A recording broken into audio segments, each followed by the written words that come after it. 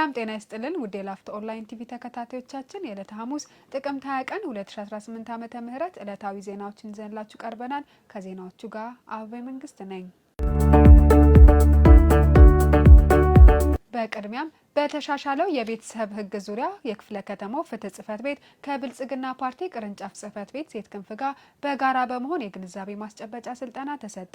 በስልጠናው ላይ የ1992 የተሻሻለውን የቤተሰብ ህግ እንዲሁም ሌሎች የህግ ድንጋጌዎች ዙሪያ በተዘጋጀ ሰነድ ላይ ግንዛቤ ተሰጥቷል። የሴቶችን ንቃተ ህግ ማሳደግ በቤተሰብ ቀረጻ ውስጥ ለሚያበረክቱት አስተዋጽኦ የሚያግዝ በመሆኑ የስልጠናው ፋይዳ የጎላ መሆኑ ተገልጿል። የክፍለ ከተማው ፍትህ ጽፈት ቤት ኃላፊ አቶ ሙሉጌታ አብዩ ፍትህ ጽፈት ቤት በተለያዩ ማህበራዊ ችግር ፍትህ ተነፍገው የሚገኙ የህብረተሰብ ክፍሎችን የሚደግፍ ተቋም በመሆኑ በተዘረጋው ስርዓት ተጠቃሚ መሆን እንደሚገባ ገልጸዋል። አክለውም ሴቶች በፖለቲካዊ፣ ኢኮኖሚያዊና ማህበራዊ ጉዳዮች ላይ በማህበረሰብ ውስጥ ተጽዕኖ ፈጣሪ መሆናቸውን ገልጸው ስልጠናውን ለሌሎች ማድረስ እንደሚገባ ተናግረዋል። የክፍለ ከተማው ብልጽግና ፓርቲ ቅርንጫፍ ጽፈት ቤት ሴት ክንፍ ኃላፊ ወይዘሪት ህይወት ከበደ በበኩላቸው ሴቶችን የሚያጋጥማቸውን ችግር ለመፍታትና ንቃተ ህግ ለማሳደግ በተጨማሪ ባሉ የስራ አማራጮች ላይ ስራን ሳይንቁ በመስራት ኢኮኖሚያቸውን ሊያሻሽሉ እንደሚገባ ተናግረዋል። ተመልካቾቻችን አሁን ደግሞ በክፍለ ከተማው የተሰሩ የኮሪደር ልማት ስራዎች አስመልክቶ የተዘጋጁ የፎቶ ቅንብሮችን ተከታትለን እንመለስ።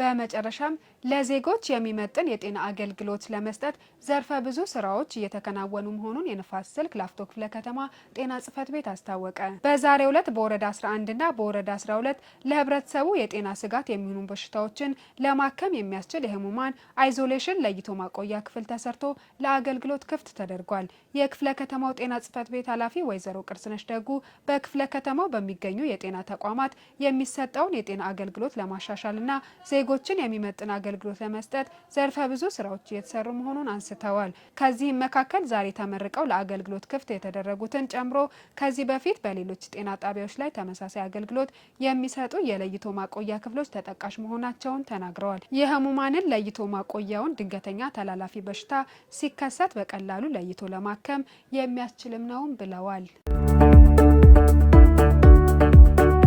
የጥቅምት 20 ቀን 2018 ዓ.ም ዕለታዊ ዜናዎችን ይመስሉ ነበር። በያላችሁበት ሰላም